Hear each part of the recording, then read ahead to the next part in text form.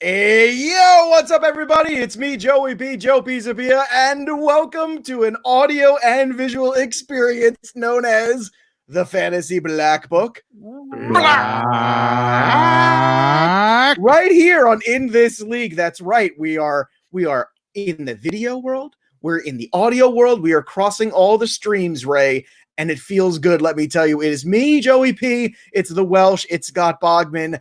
And it is Black Book season. That's right. June 1st is hit, which means the Black Book is now on Amazon, which means we'll be talking a lot of football today on the show. Yes, there's some baseball news, but until baseball gets its crap together, I don't want to talk about it anymore. Yeah. Enough. You kids just, it's like when I take my two kids and they're fighting and I put them in a room and I say, you two, work it out, and then come back to me and then we'll go out for ice cream. But in the meantime, as you can see, oh my goodness, look at this high-tech stuff we're doing here. The Fantasy Black Book, mostly written by Scott Bogman with a few inserts from me and a couple other great fantasy minds, is out there on Amazon now.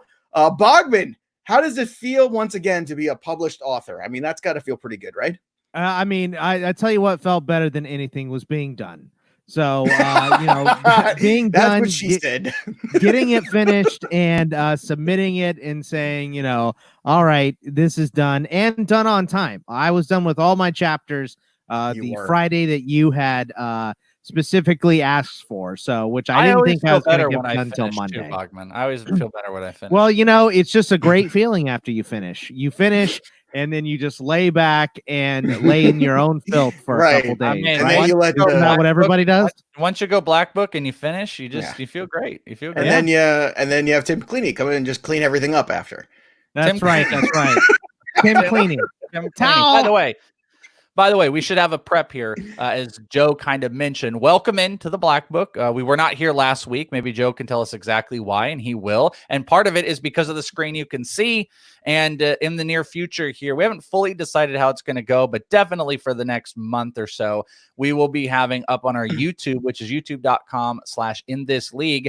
You can watch the Black Book in video form because we are currently looking here at the Black Book on Amazon. The three of us, we've got it up on the screen so you can see it. The Black Book Football Edition officially out. And you guys can check out on our YouTube channel. You can catch some episodes of the brand new Black Book hosted by In This League. And we've even got some In This League episode video-wise that are on our Patreon. And maybe even some Black Book and Patreon in the future. But we're having some fun with it. You guys can see us have fun. We can bust each other's balls. We can look at each other's dumb faces. I looked at Joe's dumb face. He looked at my dumb face for an hour during PitchCon on Friday as we were using StreamYard. So much fun. Congratulations, by the way, on the book being yes, 10 years, 16 books. It's quite a thing. It's quite a thing we got going on here. And by the way, I had such a good time talking with you over on the PitchCon thing the other day. It was a great time. I thought it was a Comic-Con theme, so I got all dressed up. Because of my Spider-Man and Hulk. I showed up and I was in full Sailor Moon regalia, and it turned out it wasn't that kind of party, so it was a little awkward for the first 10 minutes. Sailor Moon ever. I love you, Joe, but so many hot chicks dress up as Sailor Moon, and I just couldn't imagine a balder Sailor legs. Moon. My legs are outstanding. You should have seen Nick Pollock's face when Joe came in a Sailor Moon outfit. Nick was like, Pia and Joe Namath with their legs. Of course, everybody knows that. Well, what's funny too, as I'm looking at all of us here on video, and for those of you like first time watching this too, which is kind of neat. These two guys live in Arizona. Disappointed. No. You ever get that first look at the people who you listen to, and you're like, oh. That's what they look like? No. But they've seen us. They've seen us before. I mean, come on. They've seen me before, eat 77 right, Carl's Jr. all burgers, the cheeseburgers. Yeah. All right, so you interrupted Joe, Bogman. Bogman was probably, or Joe was about to say something, I'm guessing, nice. So let's hear it. No, it's not nice. It's just an observation. You guys live in Arizona where there's a lot of sun, and I am by far the tanner of all three of us. You're also the most Italian out of all three of us. Yeah. So, I mean, my name's Welsh, so I'm gonna have pretty white skin. This isn't doing me favors because I've got a window right here that makes all of this look whiter and everything. I'm relatively tan. I used to work at a grocery store, and I was doing so much yard work at that point and swimming a lot too, that I used to have the Hispanic customers come up and start just speaking Spanish to me. So I've been that's everywhere I go. Any country I go to. No, this is true. If I go, they just Mexico, walk up to me and speak their native tongue. You believe that? Italy, foreigners. Mexico, France, where it is, people just, I what we call conveniently ethnic. People look at me and they just assume I'm from the place because I can't quite tell. So they see my waistline and they say he's an American, and they're right. American, and they're right. And there's ain't nothing wrong with that. But we got a fun show for you today. We are going to bring on because I guess if we got the 3 boxes, we could do 4, right? I mean, is this unlimited boxes or do we have a limit on our boxes? I mean. ITL Black Book. We like all the boxes we can get. Let's box any it box up. I can get. What are you getting at? Do we have a guest? Do we have more boxes? What are we doing? I don't even know what happened on the show. Well, what I'm alluding to is I'd like to bring on. Well, look. Well, what I'd like to do is over the next couple of weeks bring in some of the authors of the different sections of the Black Book. Absolutely, yeah. And we could interview them and maybe put them into our boxes here, and we'll figure out who's a top and who's a bottom. Right now, it appears I'm a bottom.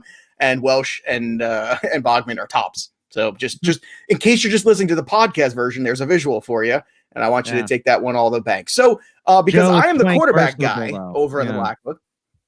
Yeah, that's right. Today's show, we are going to talk about some fun player props from the quarterbacks because I think it's a fun way to kind of get into some fantasy discussions. So we're going to do a bunch of those today. We're also going to do some of the major props on FanDuel for MVP and some other fun stats like that. Now, most of the time, I would tend to ignore the touchdown props. I find those to be it's kind of like wins. They're a little bit more arbitrary year over year. I think that's basically letting money on fire. Are you telling me that Aaron Jones is not going to score 16 touchdowns again? Is that what you're trying to tell me right now? If the number were 20, that would be different. Then we could all bet the under and everything would be all right. Although then again, 2 years ago, everybody would have bet the under on Todd Gurley and they would have been wrong. So go figure. But let's start with one here. Let's start with the fresh-faced young Joe Burrow because FanDuel's got him up at 3,800 and a half for passing yards for a rookie. Now, that seems like a pretty high number for a rookie. 100. But at the same time, touchdowns last year. I forget like Dalton's gone. Okay. All right. Sorry. I just had to like warm up. That seemed like a bit much. Like what? 3,800 for Well, just for perspective. Last year, 3,800 were, these are the guys who threw for, I would say right around that mark. We're talking about Kyler Murray as a rookie threw for 3,700. Kirk Cousins threw for just 36 last year.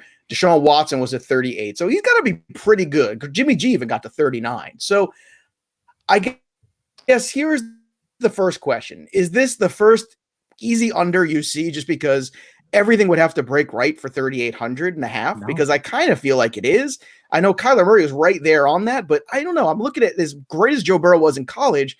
I think there's an awful lofty expectation here for him. Welsh, I'm going to start with you on this one. Joe Burrow, 3,800 and a half, over, under, or just running away? Boy, I was trying to. You went to me first here. I wanted to look and see what I can answer first.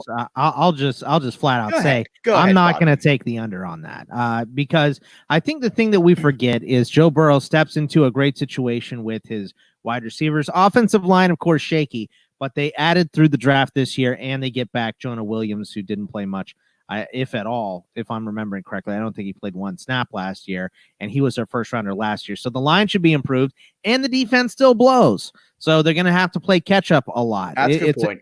It's a tough division to play defensively with, the Steelers have a good defense. The Ravens have a pretty good defense. The Browns are, when Myles Garrett isn't suspended, they're pretty good. So it's a more difficult division to play those games, but I think they're going to have to play catch up most games. So I think 3,800 and a half, 3,850 is definitely hittable for Joe Burrow. I'm not going to go out and put thousands of dollars on it, but I think that's definitely within the realm of possibility. Yeah, but I think there's a couple things here. What I was looking for wasn't for my answer. I just wanted something to add to it because I wanted to see what do the Bengals passing yards per year look like. I couldn't find it. I was going through give me the last 20 years. What is the leader look like every single year? And I want to say the Bengals have probably been, 4,000 for I would just guess 8 of the last 10 years or something like that. And there's a lot of talented players that are going to be around Joe Burrow, and he's a relatively efficient quarterback. So, but I think part of the question that you have to assess here is, like, because I don't want to cheap out on an answer. I'm not saying, Bogman, you necessarily did that, but it's just I'll like, answer that for you. Andy Dalton, the last couple of years, only threw for 4,000 yards 2 times since 2011. Twice. Oh, really? What were the other yard numbers? Yep. Do you have them? 3,300, 36, 42, 33, 32, 42, 32, 25, 34. Do you have how many of those did he play all 16? Do you have that? I don't have that up on this one, but I can get that up there. I mean, one of the things I think you have to take with these type of questions, and this is what I was getting at, I don't think it's necessarily a cop-out, but it's like, could he do it? Sure, I think we could all answer, could he do it? But if we're talking about lines that are on DraftKings for props, I think you have to answer, like, if you had $1,000, which side are you going to take on this? Which do you feel comfortable with? I think that's a way to answer this, because otherwise we're always going to be like, oh yeah, maybe I could do this, I could do that, and then that. And I want to say that's true. So many weapons around. I think Joe, do you have plus minus on that? Like, what does it pay out?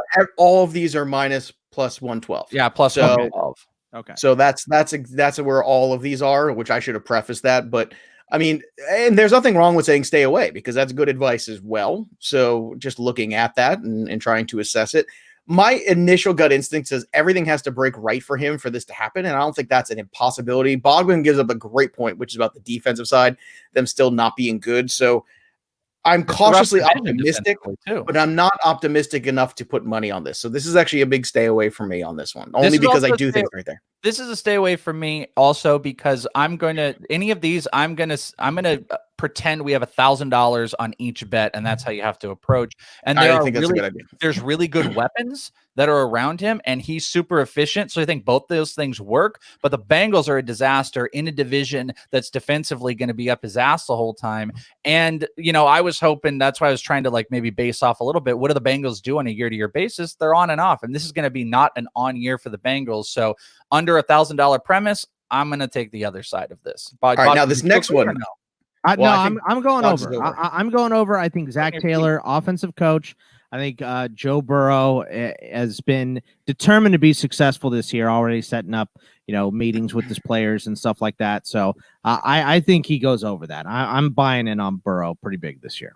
Okay. All right, let's go to this one. Carson Wentz. So fun fact, as I'm doing the quarterback write-ups in the Black Book this year, Carson Wentz was the only guy last year to throw a touchdown pass in every single regular season game last year. That's something Deshaun Watson didn't do.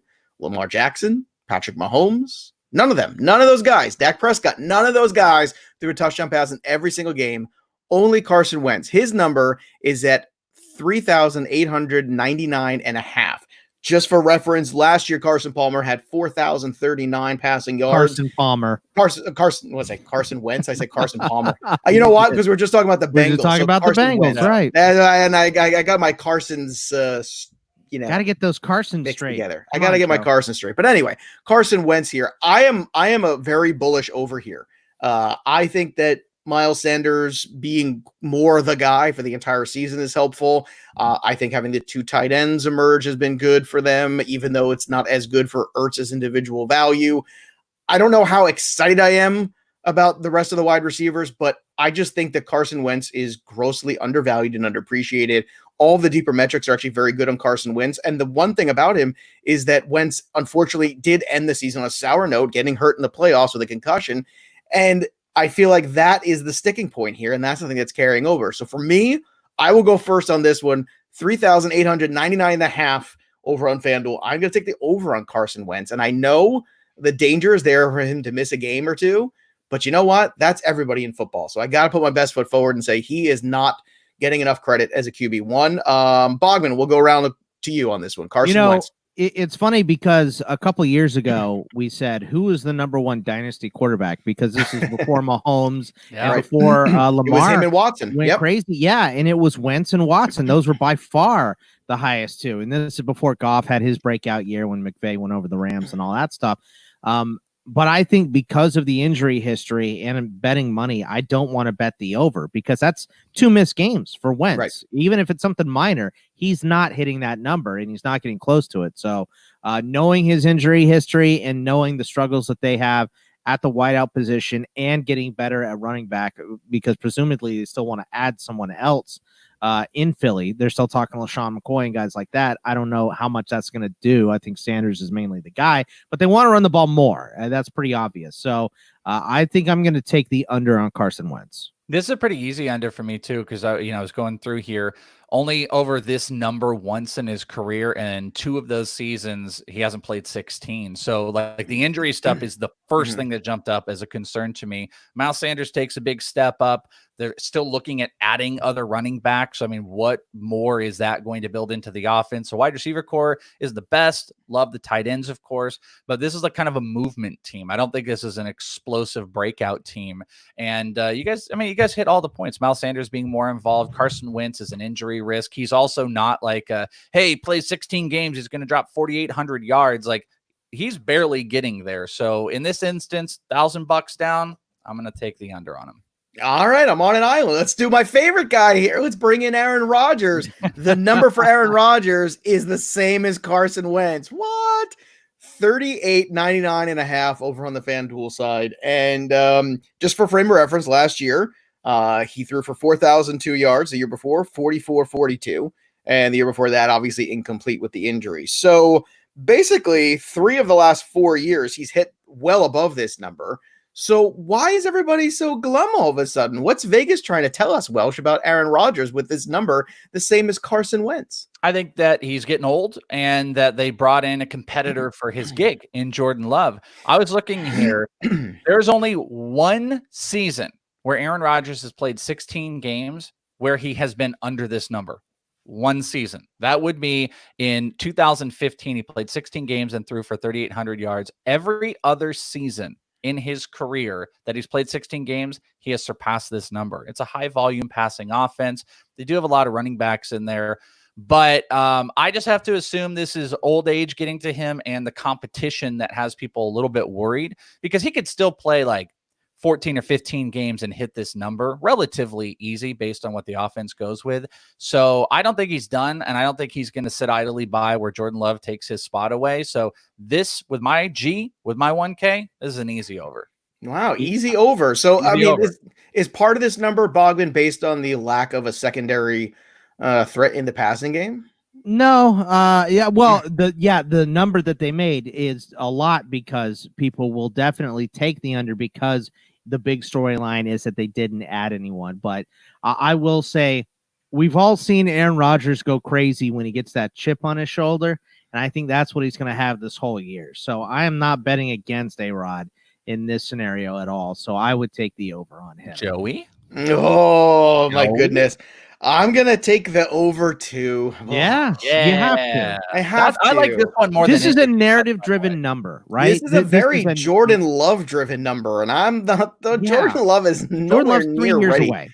Yeah, like I don't. Just 3 years. Stop. I mean, I'm incredibly worried about not only Davante Adams staying healthy, but also the fact that no secondary guys emerged, and there's nobody left on the market. It's going to make a huge difference here on this team. So that's my problem. But still, that number is low. It's too low. Let's go to another here. Wait, hold on. Yeah, sure. I just want to ask one question before you get out of this, because you just kind of mentioned him. Is anybody here surprised at the early June and May love we've seen to Davante Adams? I've seen people throw him back into that number 1 spot, and it does. And it's crazy when you look at those. After Michael Thomas. Yeah, but 2 of the last 3 years, he's got incompletes. And I know that 2 years ago, he was all world. And I understand that every single week he was so consistently good. Like, it's the opposite of the Amari Cooper effect, where you get like the guy who's got 30 points 1 week and 3 the next. Like, he was like 20. And I get it almost seems built in. It's so weird that like it's still you would have the numbers of Rodgers up and then down. You've got Vegas betting against Rodgers, but then like Davante Adams in the seasonal long fantasy community, Davante Adams is like most people's number 2 guy now, because people hate on Hopkins. It's crazy. Yeah, see, I'm not hating on Hopkins at all. When you see the black book, you'll make it pretty clear how I feel about Hopkins this year. But to me, it's still I still prefer Hopkins and Julio Jones. And if you're going to give them to me later in the draft because Adams goes above, and I understand the thought process with the consistency, but at the same time, those are the same people who aren't looking at the bigger picture. And he's in that tier. Adams is in that tier. But Bogman, he's not in that tier of games played. That's the only upper problem. echelon. That's true. But it's another narrative driven thing. It's Right. They didn't add anyone, so Davante Adams is going to see 200 targets. You know what I mean? That's the thought process behind ranking him there, and I think that thought process is probably right.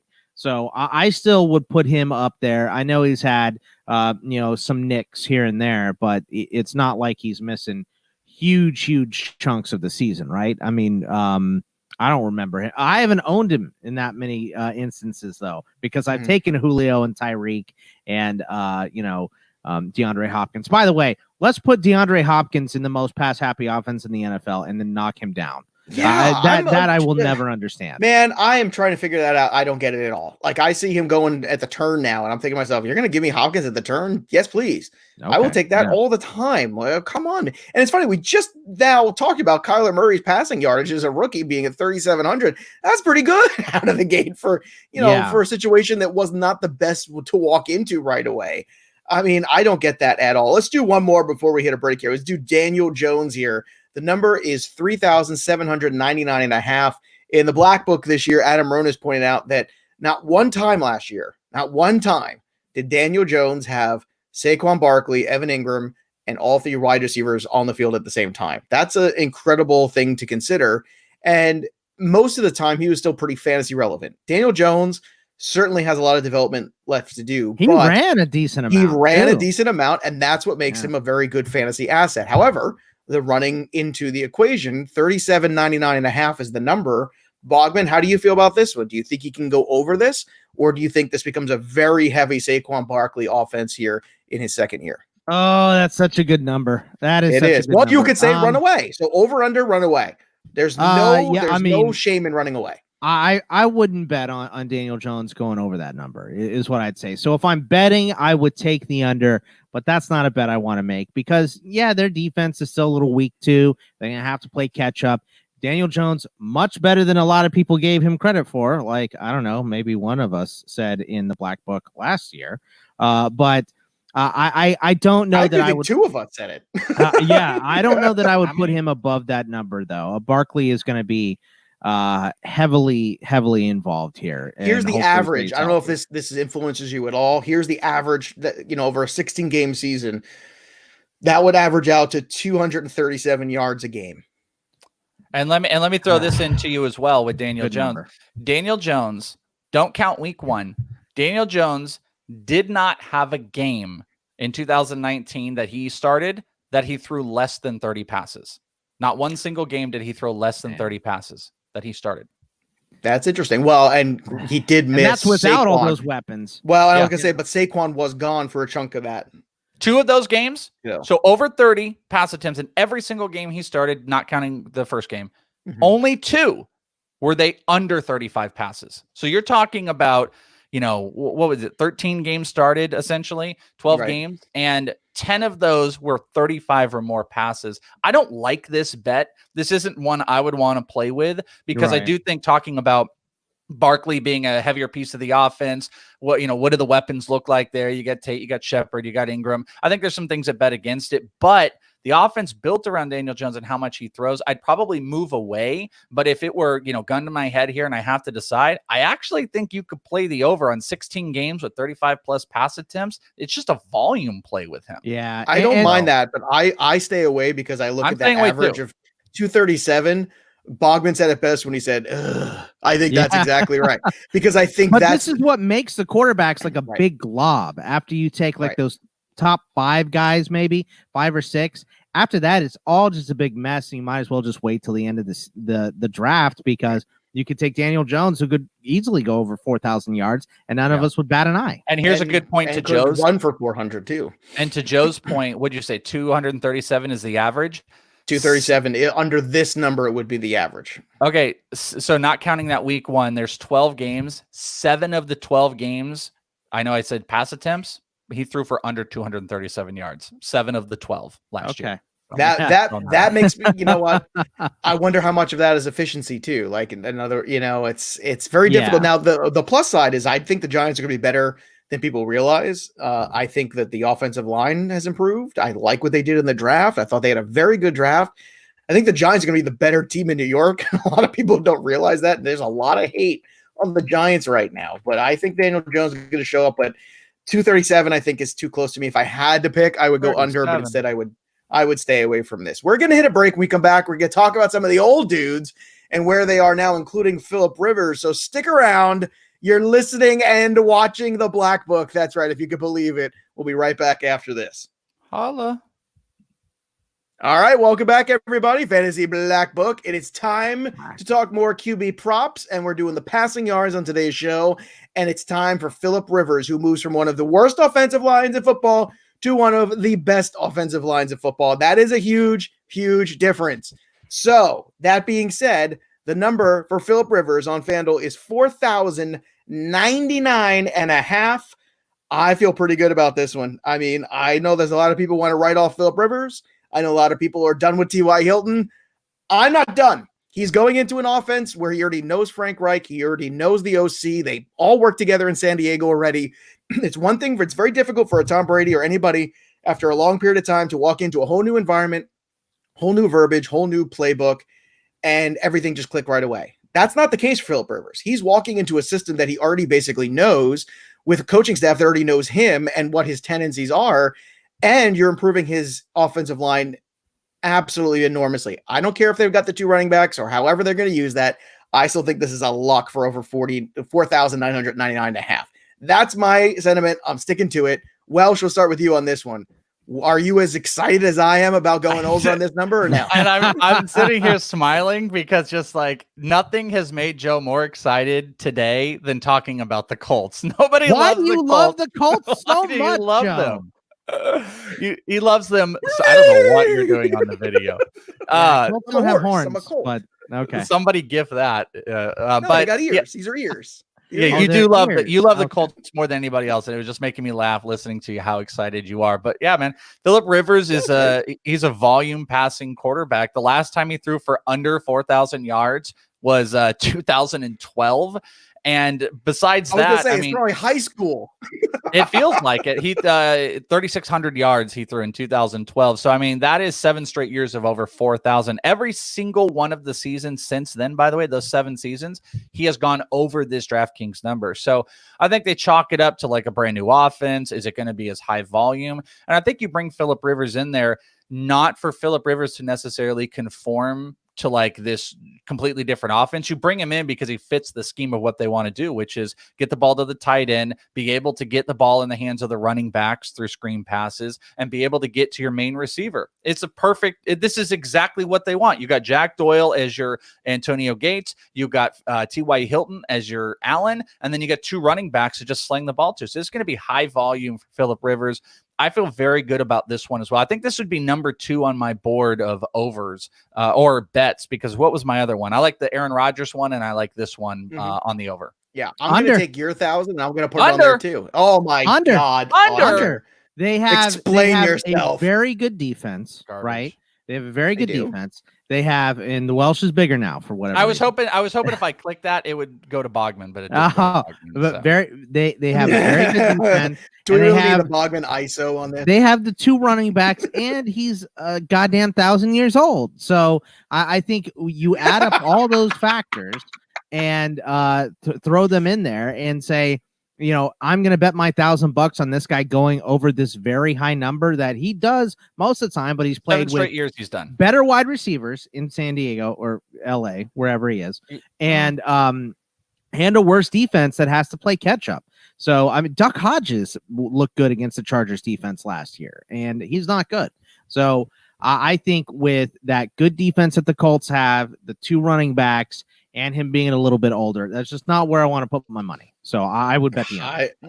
I mean, but even if it's low, I still think it's over 4,999.5. Yeah, that's the thing. Like even if he gets the 42, I think that's low compared to some Phillip Rivers standards.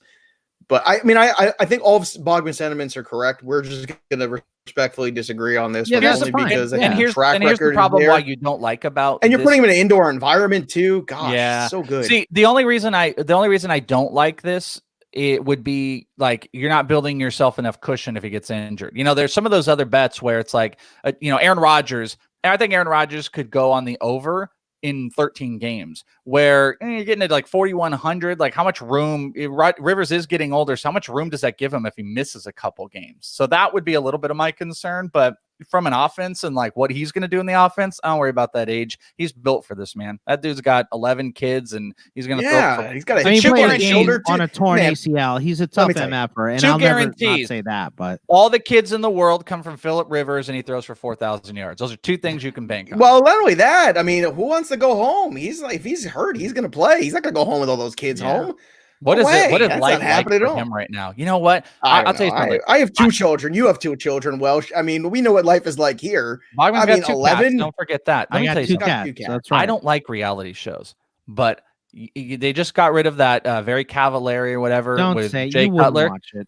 If Jay Cutler, are you kidding? If he had a reality show, if he had a Jay Big Cutler Brother, or Phillip Rivers? I'm sorry, Phillip Rivers. If I would watch Phillip Rivers, in what in God's name does that house? What is that like for 11 children in there? Is he just like out of it? Does he not care? Is he involved in all the? I need to know. I bet they hire a nanny per kid, right? I mean, come on. Does he know his children? Could he name? Could he do the Antonio Cromartie? Could he name all of his children?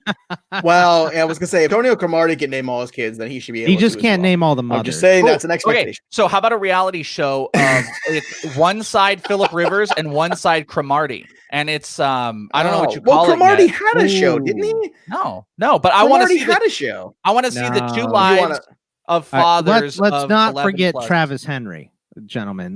We got to put Travis. Well, there you go. I believe he has 9 or 10 children. 3 men and a lot of babies. We'll call it active roster, and we'll get enough athletes children that have an active roster of children, and we'll call it active roster. I like that. Yeah, I like where your head's at. Very nice. All right, let's see if Sam Darnold has an active roster. I know how Bogman feels about this roster right here, and I kind of feel the same.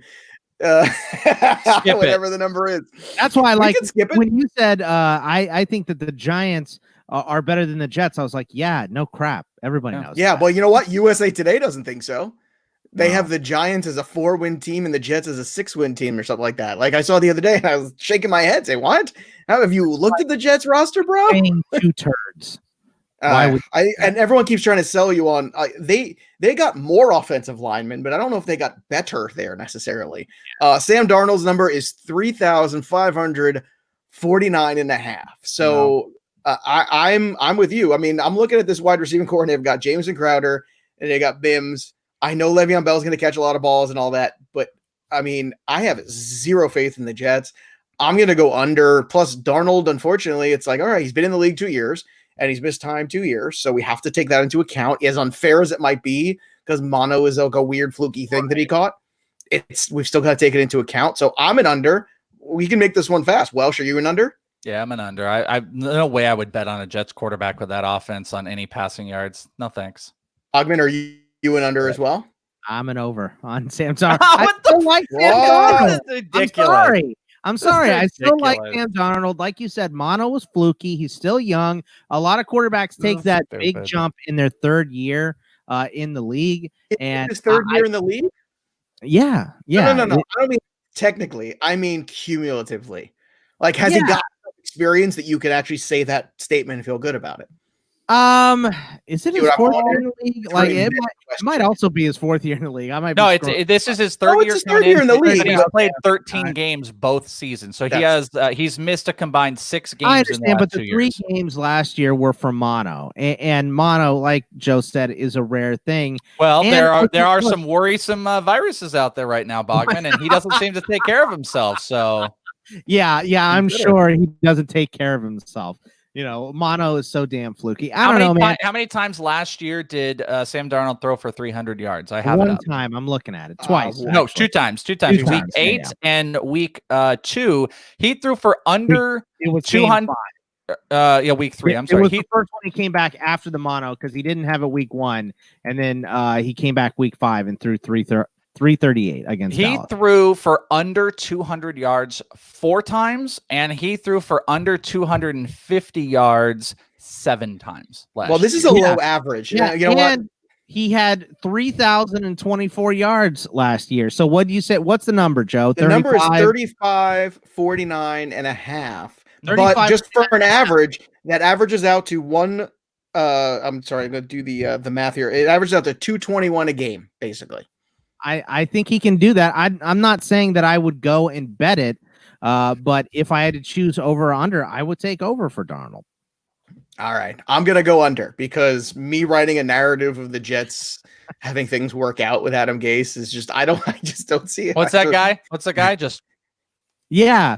Well, look, man, it could be 3,700 yards, 24 touchdowns to 36 picks, and you still win the bet. So just knowing how crappy the backups in New York are, they're not going to go to anybody else. So as long as Darnold stays healthy, he's on the field. I think he gets that number. If I had a Sam Darnold trading card right now, I would rip it on here. I'd rip it in half. Nope. Oh my goodness. All right, let's try to squeeze in one more here before the All right, we'll squeeze in one more here before the break. Let's go to Patrick Mahomes here. So let's go to the other end of the spectrum. Well, hold on. Wait to hear the number. 44.95.5. That's a pretty good size number. So you're still over on that no matter what.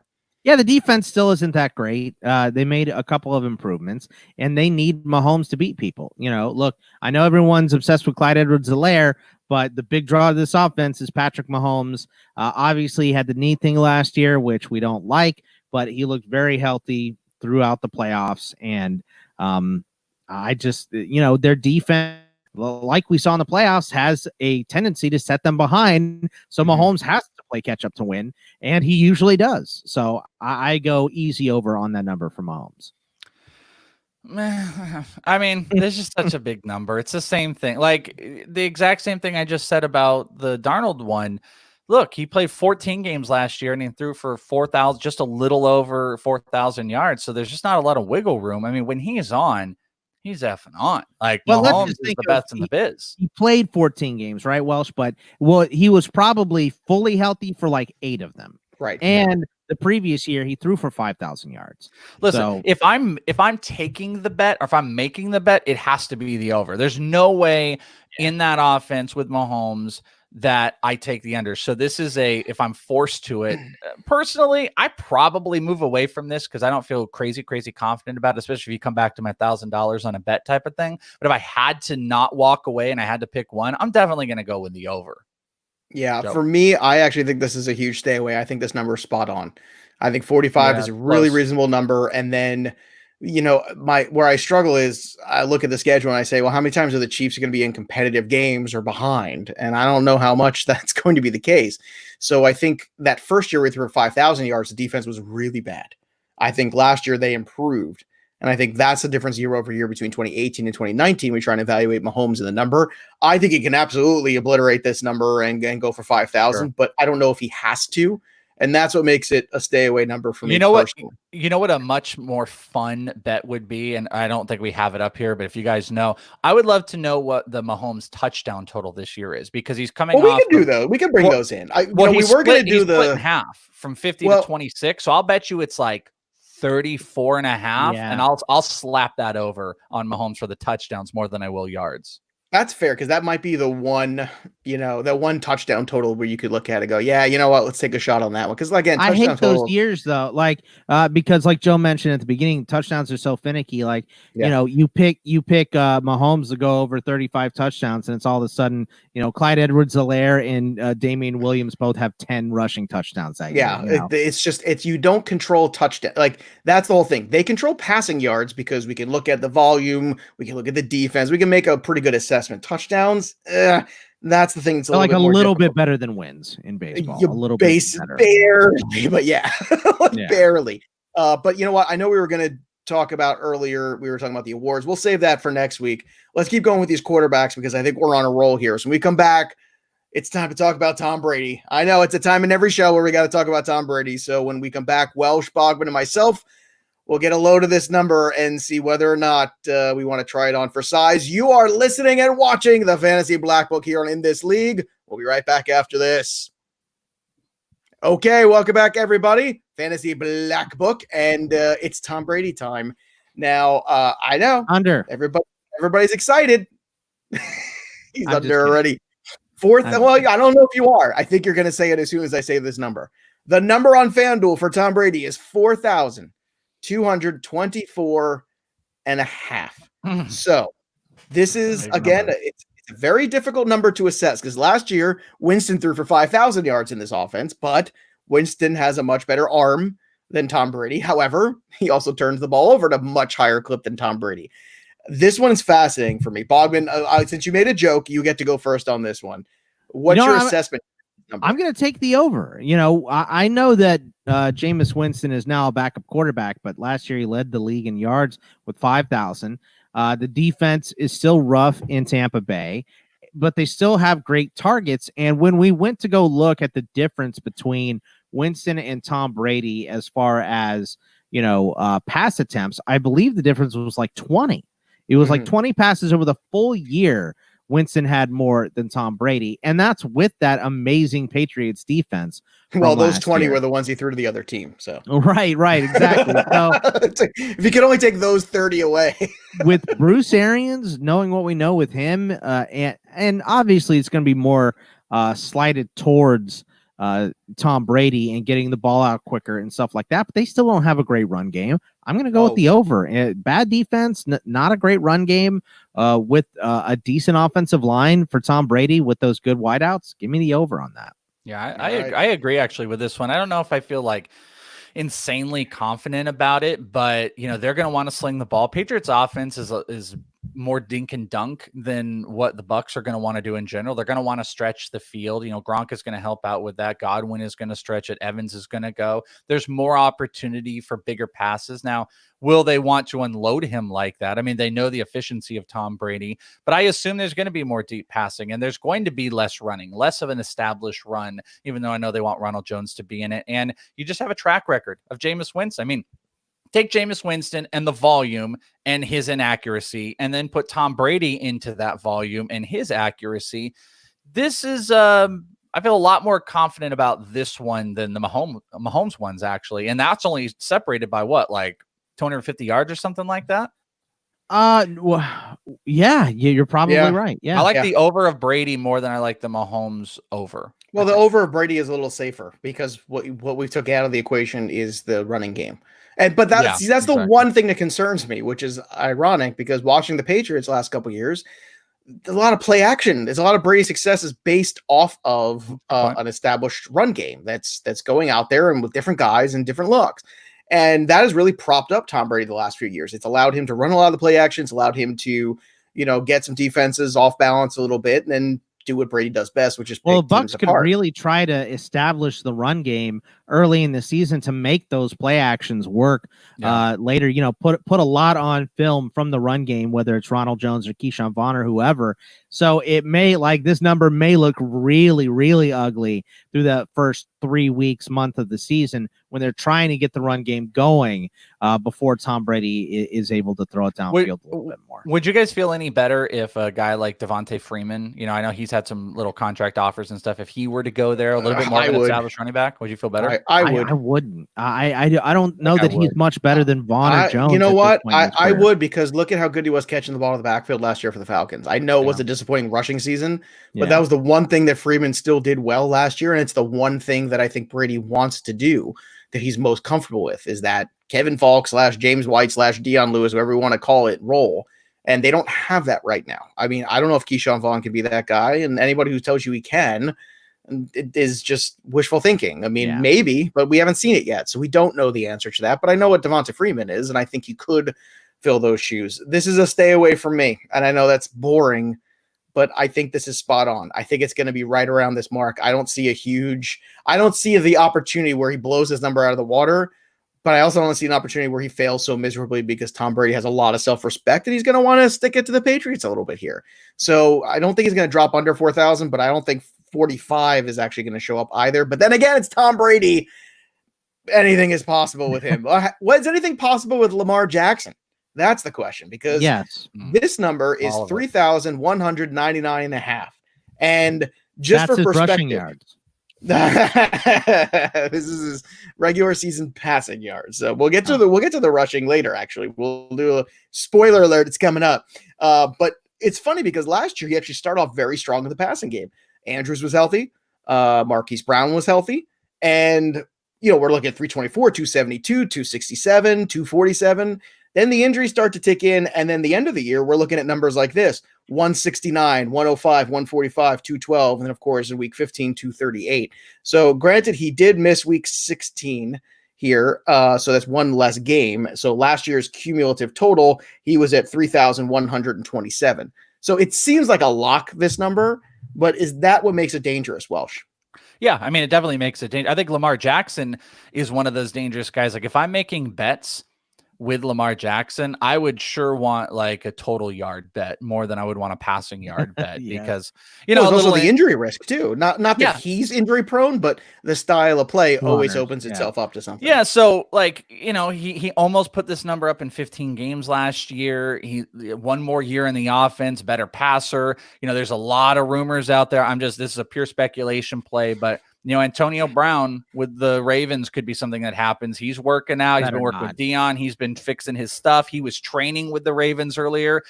What if you put an Antonio Brown in there? I'm just saying you get more weapons in for a more established Lamar Jackson. I feel decent about this, but I personally would rather play a total yards bet than I would a passing yards bet with Lamar Jackson. So I don't know. I guess I would take the over. The $1,000 thing, I might walk away from it just because of, you know, if the offense and as far as the receivers start to move away and the offense changes, Lamar Jackson can just go to his feet. So that's why I like the total yard play. So I'd probably walk away from this, but I think there's some things that can make me feel better, like an AB coming in. Boggs, how about you? You know, this one's really tough for me because as far as in general, I don't like betting on running quarterbacks that hit season totals because like what you mentioned before, I mean, but Lamar is so big and he got so big before last year because he knew he was going to be taking those extra hits, doing a lot of the same stuff this year too. The dude is huge. So I think I'm easily going to take this over. And while I hope they don't add Antonio Brown, like the Welsh said, because it would drive me nuts. I could see, you know, just Marquise Brown staying healthy, and Lamar can throw the ball. And that's what a lot of people don't understand, and why, you know, idiots labeled him as a wide receiver coming into the draft. By the way, he never threw for under 3,500 yards in college. Right. Just putting that out there. Yeah.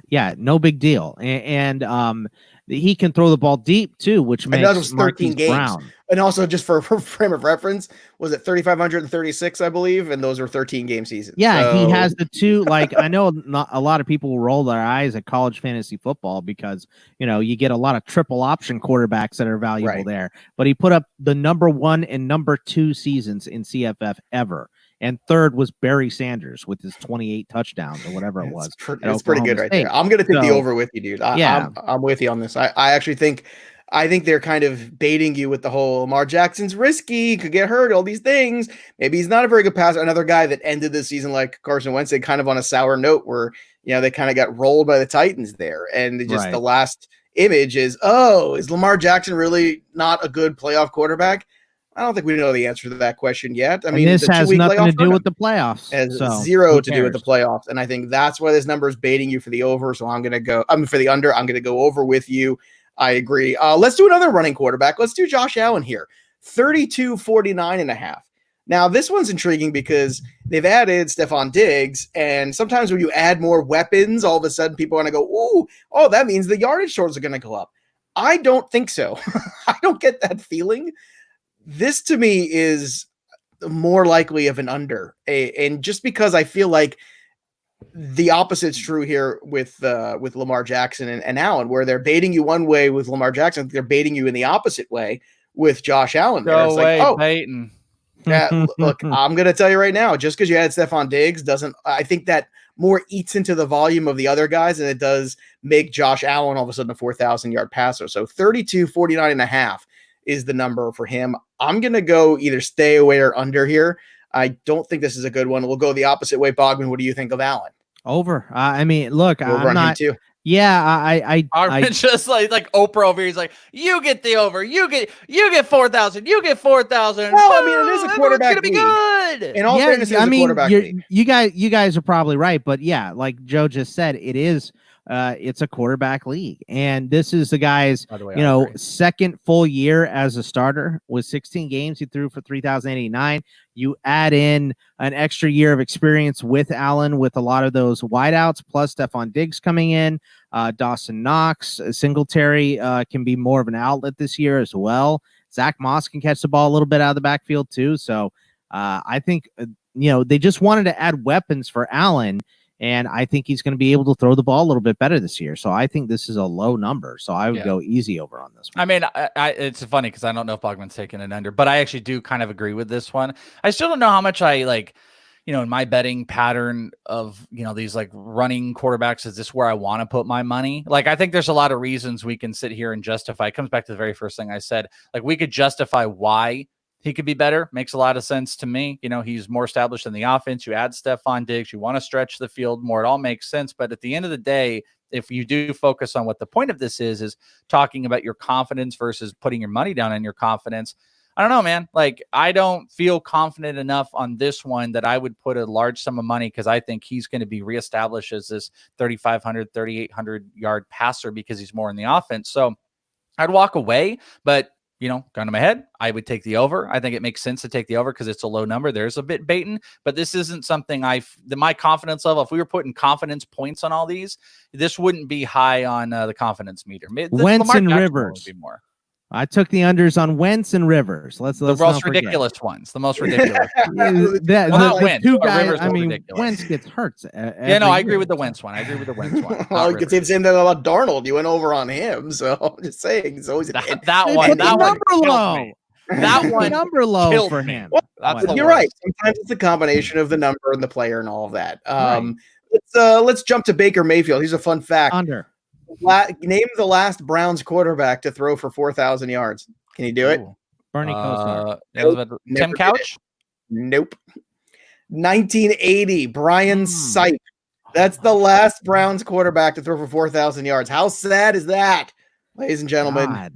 I know. I thought Bernie Kosar too. It turned out not so much. Brian Sipe still alive? Yes, he is. He is still alive. The Browns are pretty awesome because they're one of those teams that, like, you see the issue and I don't know if they're systematically like actually fixing it. They're just throwing more stuff at it. It's like, like when your air conditioning one of these goddamn things has got to work, right? Well, it's like when your AC breaks, instead of taking it to the mechanic to get fixed, they're just like, more coolant.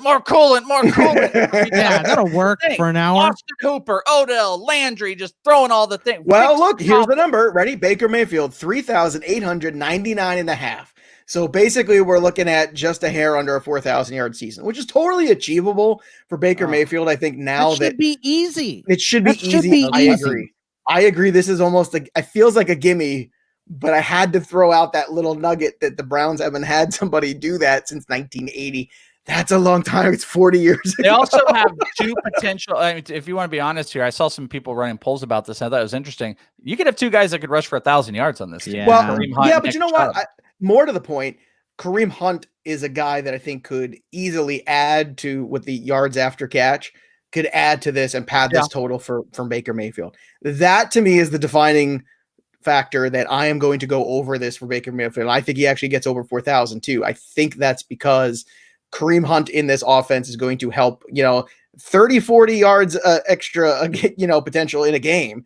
Makes a big difference cumulatively over an entire season. So I say over on this. Yeah, and it's hard to like you're going to look at Baker Mayfield and he might be one of the worst quarterbacks in the league if you can't succeed with those two wideouts. You had Austin Hooper in here, which is one of the best receiving tight ends. And look, a new coach who is much more, I think, prepared to be a head coach in Freddie Kitchens. You want to talk about explosive? Give me the more explosive duo combo of running backs in the league. Two running backs that are more explosive combined. There's not. And there's so many weapons around him that I don't know. This one feels like a trap because you look at 243 is the average passing, by the way. 243 a game. Ah, damn it. I don't know. I guess I would go over on this one. It's a rough division. We talked about it, but there are going to be games versus the Bengals. Steelers can sometimes get into a little bit of a offensive fight. There's so many damn weapons that Baker's got to do a lot. He's got to Manziel himself to not run into some success. I'm going to go over. No matter what, that is never something you should do. And don't Manziel anyone else while you're at it. This is good advice here. Don't Manziel. I agree. I gotta go over on this total because not only are they adding all that stuff like the Welsh just said with Hooper and a second year of OBJ and a new coach, and they still have Njoku and they do have the great backs. They also drafted a first round tackle and signed Jack Conklin.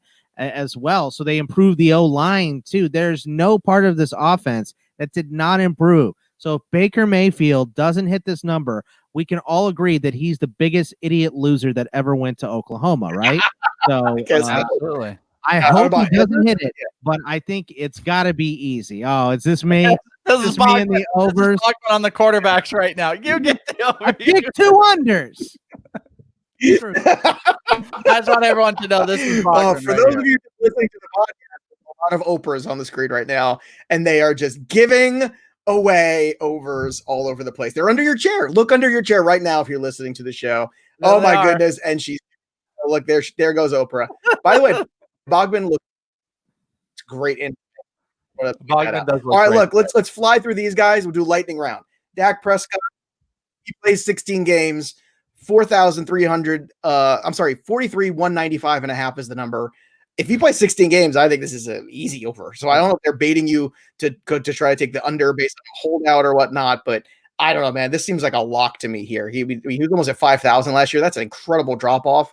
So I'm over on 43. How about you, Boggs? Where are you? They added CeeDee Lamb. That's over. Yeah, that's fine. Over. Welsh. Yeah, that's fine. All right, let's do Welsh's guy. Jimmy Garoppolo, his number 3,899.5 for Jimmy G, which going back and looking at last year's numbers, it's basically right in line with where he was last year, 3,978. So can he be the same guy he was last year, Welsh? I think he can. I think there's more weapons. You brought in Brandon Ayuk for a reason to stretch the field. This is one, like a lot of these guys, I don't feel confident about this one, but I do think the 49ers could throw a bit more. So, for me to say, I get to hedge my bet and be like, I think this is possible to go over, but I would step away from this one. That's my order of bet. Step away, over, and then I don't think under. Even though I know they run the ball like crap, they're going to Kyle Shanahan is great at readjusting the game, and they moved away from Breida. Raheem Mostert might take more of the brunt this year, but you stretched out the offense for a reason. You did that for a reason. So I'm still gonna walk away though. I think that's exactly what he throws for. So I would take the under on that. I'm gonna or just a little bit goes wrong. I'll take the under. Yeah, I'm gonna take a little bit goes wrong because the Super Bowl hangover has been a real thing last couple of years. Whenever you lose, especially in heartbreaking fashion, things don't tend to go well next year. So sorry, I'm just gonna go with that trend because it's been very strong for the last decade. The only two quarterbacks that avoided it were Tom Brady and Russell Wilson, both who already won Super Bowls before they lost. So just a little perspective there. It's always easier when you've already lost a Super Bowl to kind of bounce back mentally. When you've already won a Super Bowl to bounce back from a loss, excuse me. So Welsh asked, and you shall receive. Lamar Jackson, what's the rushing numbers in the total? Well, the 2-minute drill starts right now. Okay, so the rushing yards for Lamar. You can guess it. Go ahead. I'm going to say 850. I'm going to say, hold on. Oh, I was going to say 888. 919.5. Ooh, $1. 9. What is it? 919.5. Under. So then that means his total yards was what, like 4,100? The total is, let's see, that they're going for 1,3 right around that number. I'll go under because 119 is the total yard. I'd say under. I think he throws the ball more, which are already factoring in because this is less rushing yards than he had last year.